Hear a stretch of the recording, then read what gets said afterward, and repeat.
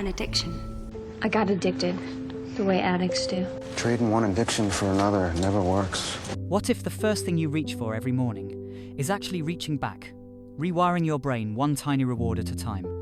How many taps, swipes, pills, or late-night tasks does it take before comfort turns to craving? When does surviving the day quietly transform into escaping it? Learn how addictions hide in plain sight: scrolling, betting, pills, hustle, and pixels, revealing how everyday habits can tighten into invisible chains. Miles kept 2 phones on his nightstand, one for work, one for personal balance. At 2 a.m, both screens still glowed against the ceiling. He told himself he was staying informed, checking campaign metrics, replying to a client in Singapore. But mostly, he scrolled without reading, thumb-chasing blue pop-ups like meteors. He was 31, brand strategist at a hip agency where productivity screenshots were currency and Slack status never read offline. Colleagues called him On-Call Miles, a compliment until eyelids quit cooperating halfway through afternoon pitches. Coffee morphed into espresso, then canned energy drinks that hissed open like tiny deadlines.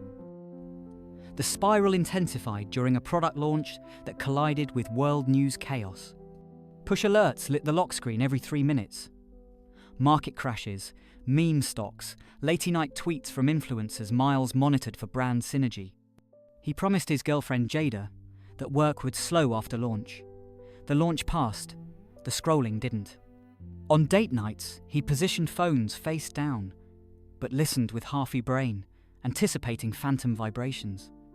Jada noticed micro-delays in his laughter, the glazed look that signaled a mental swipe away from the table. One evening, she slid her hand over the devices and asked, "When's the last time you spent an hour without these?" Miles joked about being indispensable. Jada didn't laugh. Neuroscientists liken smartphone addiction to gambling. Variable ratio rewards, likes, shares, breaking news, spike dopamine unpredictably, wiring the brain to seek the next hit. Miles's hits came whenever anxiety about missing out intersected with a new notification. His sleep patterns shattered. Blue light suppressed melatonin, bedtime drifted later each week. Morning alarms felt like fire drills. He began micro-napping in rideshares, waking with neck cramps and blurred dreams of endless feeds. The crash arrived on a Tuesday pitch. Miles froze mid-slide, words missing like deleted posts. Heart raced, palms damp, he excused himself, locked in the restroom and stared at trembling hands clutching the phone that caused the shake. A notification popped, team chat asking if he was okay. Irony struck like static. That night, Jada staged a gentle intervention. She showed a screen time report he'd never opened, 11 hours average daily. "You're scrolling half your life," she whispered. Shame surged, but so did defensiveness. The world moves fast, clients demand instant replies. Isn't this just modern hustle? He agreed to a detox trial. 48 hours, airplane mode except urgent calls. The first evening felt like withdrawal. Phantom buzzes, restless pacing, mind replaying doom-scroll headlines, it couldn't refresh. He experienced nomophobia, anxiety triggered by absence of mobile access. But the second morning sunlight looked sharper, coffee tasted less bitter, and a creative idea surfaced unprompted. A tagline he'd chased for weeks arrived while he gazed out the window instead of a screen. Detox ended. Temptation returned. Miles negotiated limits. Notification bundles twice daily, grayscale mode after 8 p.m, charger stationed outside bedroom. Relapses happened. News alerts about a client's viral scandal pulled him back at midnight. Yet each slip highlighted the trade-off: alert versus sleep, information versus intimacy. Months later, agency metrics improved despite fewer after-dark emails. Miles regained REM cycles. Jada's laughter aligned again with his. He kept both phones but learned to let them rest while he did. Addiction didn't vanish. It shrank, contained by mindful friction. Not all addictions fit in a pocket. Some hide behind bright graphics and spinning reels, luring hope with every almost win.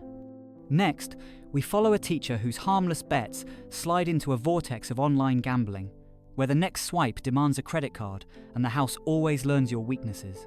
Evelyn taught 9th grade history by day and graded essays by night. Her dining table scattered with red pens and half-drunk tea. The pandemic had moved classes online, shrank pay raises, and ballooned stress.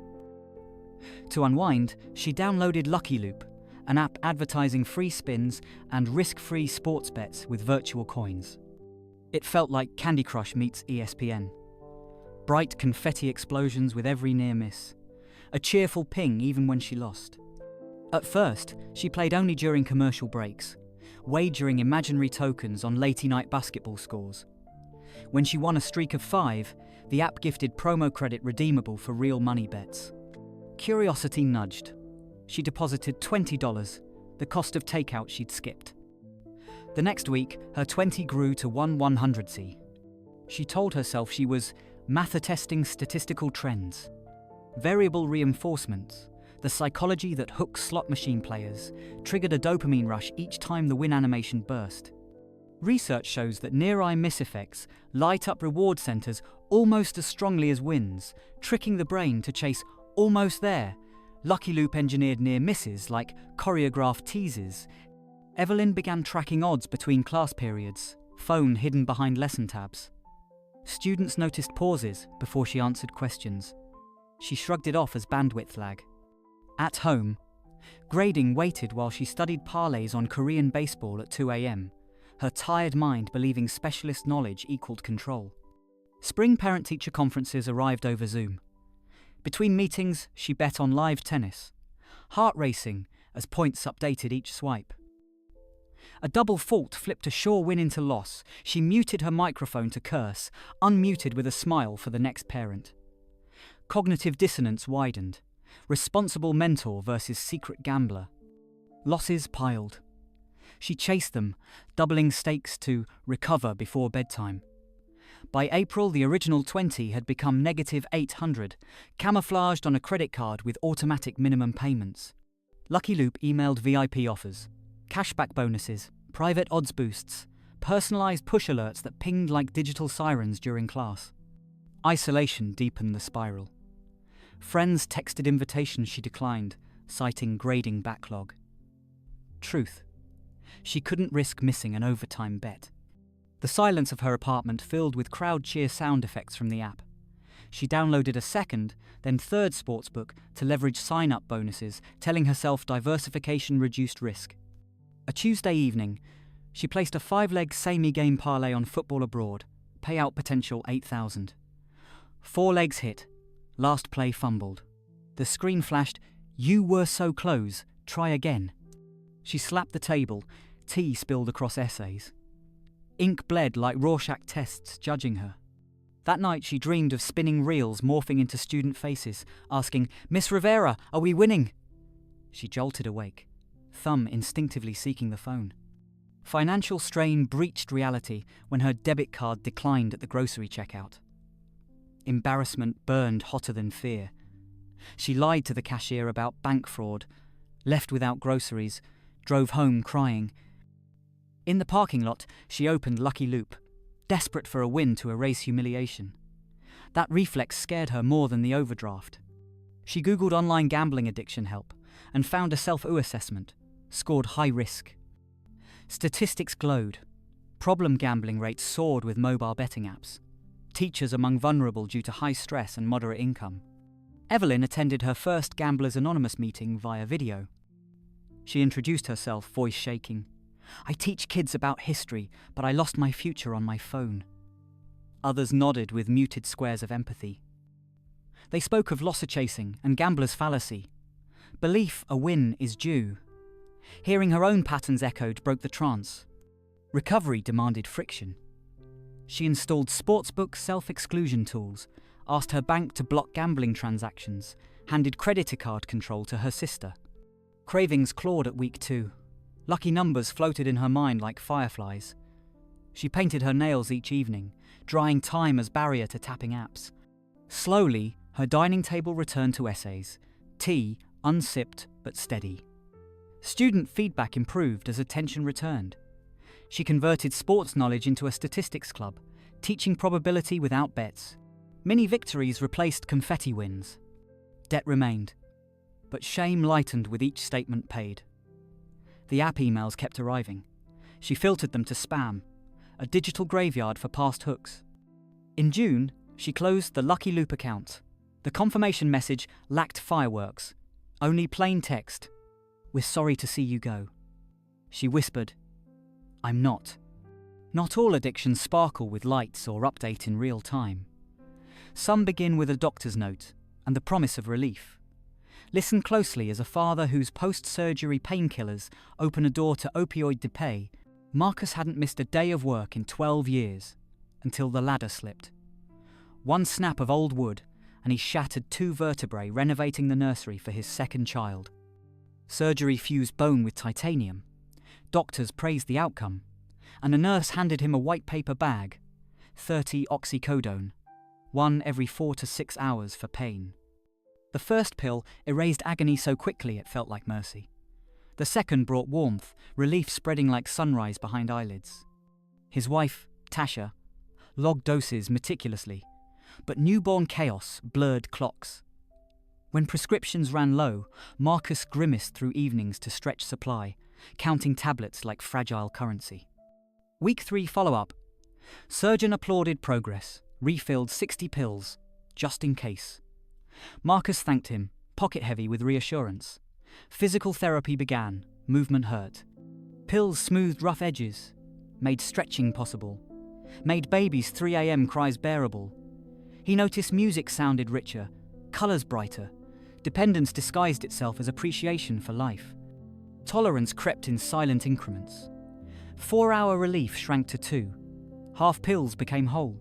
Whole became unetwelly half. He googled, "Opioid tolerance normal?" Forums were split between caution and camaraderie. One user suggested staggering doses with beer. Potentiation. Marcus tried a single IPA. Euphoria returned. He told himself it was temporary. Opioids hijack the brain's reward circuitry, flooding mu receptors with artificial pleasure. With sustained use, receptors downregulate. Baseline joy drops. Pain feels sharper without the drug. A phenomenon called opioid-induced hyperalgesia. Marcus experienced it as spikes of fire when he attempted to taper. 3 months post-surgery, his prescription ended. Doctor recommended over with continence aids. Sleepless nights followed. Sweating, restless legs, goose flesh, nausea, textbook withdrawal he hadn't expected. At 4 a.m.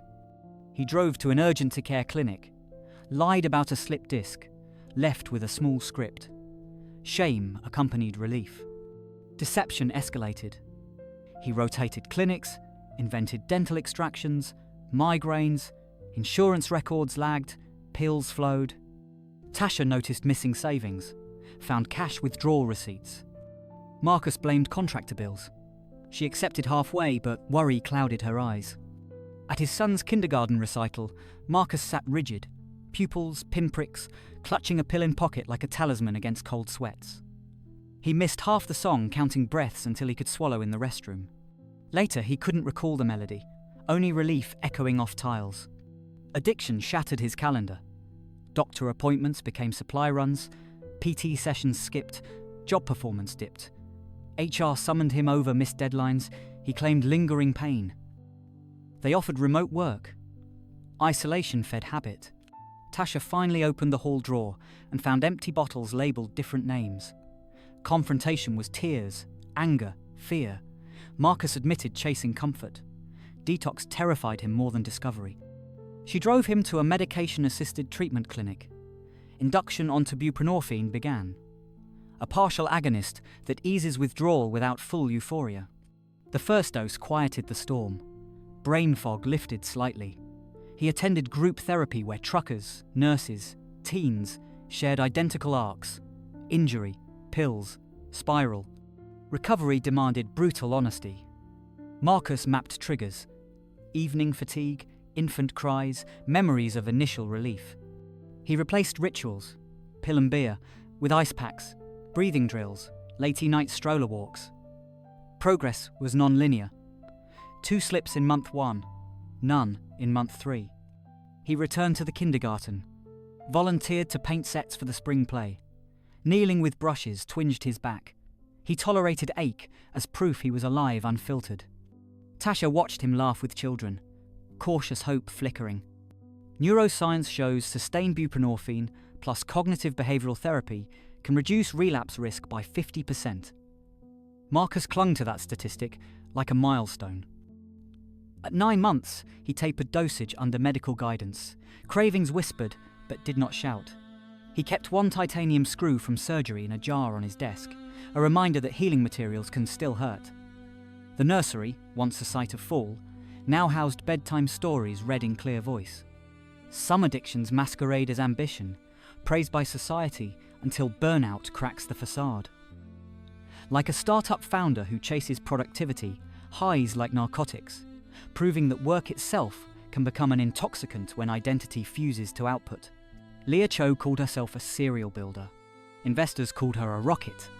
At 2018, she had already flipped 2 developer tools and landed on the Forbes list under fluorescent lights. Photos showed her trademark grin, hoodie sleeves to elbows, wrist tattoo that read Iterate. Her third venture, NovaSync, promised AI-powered code reviews. Seed funding closed in 48 hours. To celebrate, Leah scheduled a 10-hour design sprint, then boarded a red-eye to London for another pitch. Sleep, she quipped, was legacy tech. Caffeine kept pace at first. Triple espressos at dawn, canned nitro at dusk. Nights buzzed with Slack pings and Figma boards glowing like constellations. Co-workers half her age tapped out. Leah just hired replacements, calling turnover iteration. Work addiction hides because society rewards output. Neurochemistry backs the hustle. Chronic overwork floods dopamine and cortisol, forging a stressor-reward loop. Soon the rush of unread emails rivals any substance high. Leah's loft blurred into an office, standing desk in the kitchen, whiteboard above the couch, post-its on the bathroom mirror, energy drink cans measured hydration. Friends joked her. Fitbit thought she was always in a workout. She posted the screenshot on LinkedIn with fire emojis. First crack. An investor dinner where her vision tunneled mid-sentence. A high-you pitched ring-drowned conversation. She steadied a wine glass, laughed it off. Later she searched stress-induced tinnitus, but bookmarked it for later. Weeks of 90-hour slogs climaxed at demo day. Investors watched remotely. Leah spoke at warp speed, screen share froze. Slack alerts pinged as a deployment crashed. She soldiered on, heart hammering. Call ended. She stood, room spinning, and collapsed. Hospital monitors beeped like glitchy dashboards. Diagnosis: acute stress response, arrhythmia flirting with danger. Doctors prescribed rest, caffeine taper, 8-hour sleeps. Leah joked, founders don't get sick days. Nurse didn't laugh. Board installed an interim CEO for optics. Leah felt betrayed, yet relief flickered, an unfamiliar void where hustle had thrived. Silence settled. Without endless pings, she felt withdrawal, phantom vibrations, surges of boredom. Therapy reframed the slate. You've been self-medicating with work. They mapped triggers, unread badge counts, praised tweets, calendar gaps. She set graded exposure. Check email twice daily, never past 8 p.m. Hands itched. She replaced late. Night sprinting with dawn runs along the bay. 3 months later, team velocity dipped 8%, but bug count fell 20%. Turnover halved. Leah negotiated a 4-day week and mandatory device-free Sabbaths. At a conference, she confessed collapse, ending with, "If you need work to feel alive, what part of you is already asleep?" Some addictions glow on screens, others hide in boardrooms, but some lure us into pixel worlds where progress bars replace daylight. Now we follow a gamer whose sleepless nights and energy drink surges chase digital glory while the real world starts to lag. Noah's first quest began at age 7 on his cousin's Game Boy. The pixelated reward loop imprinted like early language. By university, the console had evolved into a custom PC tower pulsing RGB rims. Noah evolved into a top-ranked player in Eldergate Online.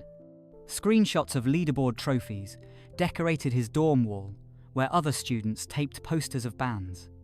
After graduation, he accepted a remote QA job for a software firm, steady pay, flexible hours, and bandwidth to grind raids. The routine crystallized. Wake at noon, test bug tickets until 4, crack open a citrus energy drink, slip on noise-cancelling headphones, and disappear into dungeons until sunrise. His roommate Zara worried when skipped meals piled beside the keyboard. She left sticky notes, hydrate, stretch, which ended up like fallen leaves between empty cans. Noah promised balance after the next seasonal event. The event extended into a holiday expansion and another battle pass. Gaming disorder's hallmark is flow state hijack. The brain loses time perception while dopamine pulses at each achievement. Noah's body clock synced to server resets. Light outside curtains felt irrelevant. A loading screen between sessions. Sleep debt accrued. Microsleeps blinked during work calls. He defended by citing time zones. Gym membership lapsed. Doctor's appointment postponed. He replaced meals with meal replacement powder, shaken in a tumbler between matches. Heart palpitations joined the party. He muted them with another can. One Saturday, his guild scheduled a world-first raid at 3 a.m. Noah live-streamed, chat cheering, energy drink number 6 fizzing. Mid-fight his vision tunneled, hands trembling. He missed a healer rotation, wiping the team. Rage-filled chat, reputation stained. After stream ended, he stared at black screen reflecting dark circles under his eyes. He crawled to bed as birds sang dawn. 4 hours later, the software firm flagged him for missed deadlines. HR email requested a performance improvement plan. He replied half awake, citing migraine. The lie thudded heavier than his pulse. That evening, Zara staged confrontation. She slid a power bill across his desk, overdue. Noah blinked at numbers, misaligned with in-game currency he tracked obsessively. She asked, "When did you last talk to your mother?" A calendar in his mind glitched. Neuroscience shows chronic sleep deprivation amplifies impulsivity, reducing executive function. Noah's in-game decisions remained precise, really-world tasks fragmented. He promised Zara he would log off for 1 week. She unplugged the tower power cable, placed it in her closet, handed him an analog wristwatch as a joke and lifeline. Withdrawal surfaced day 2. Restlessness, headache, vivid dreams of boss mechanics, fingers twitching phantom hotkeys. He attended a tenant's barbecue, conversation stilted but grounding. Sunlight stung, he stayed anyway. Day 4, he met his mother for coffee. She noticed weight loss, tremor. He admitted living nocturnal. She shared an article on reward substitution, escaping unresolved stress through digital mastery. Noah recognized the cycle. Work underappreciated, game over-rewarded. He joined an online forum for gaming disorder recovery. Ironic but effective. Members swapped replacement quests, language apps, running apps, community volunteering. Noah chose indoor climbing. Analogous to raid progression but tactile and cooperative. First session he struggled, forearms burning, a physical loading bar he could not skip. Gradually, grip strength improved, as did daylight tolerance. He limited gaming to weekends. Alarm limited 3 hours. Addiction experts advocate harm reduction, moderation over abstinence for behavioral dependencies. 6 months later, Noah demoed a revamped bug tracking feature at work. Applause in real life felt less flashy yet warmer than digital loot. He still raided on Saturdays, but logged off if the clock passed midnight. Guildmates mocked, then envied his clarity during marathon events. Zara found the power cable on his desk beside a bouquet, and rent share paid early. The energy drink cans vanished, replaced by herbal tea seeped in mugs. One night, he booted the game after hiatus. The login melody sparked nostalgia, not compulsion. He queued a casual dungeon, thanked teammates, logged out voluntarily. Achievement unlocked, autonomy. Addictions wear many faces. Glowing screens, spinning reels, orange pill bottles, unread emails, leveling bars. They promise relief, control, belonging, excellence. Yet behind every promise lies a simple equation. Short-term comfort traded for long-term compromise. Miles put down 2 phones to hear laughter again. Evelyn closed the app to reclaim her classroom. Marcus faced pain unfiltered to carry his child. Leah slowed her hustle to keep her heart beating. Noah stepped outside the dungeon to join daylight quests. Whether your hook is digital, chemical, or praised as productivity, the antidote begins with pause, one breath of inconvenient honesty. Because the life outside loops are still loading, waiting for you to press start.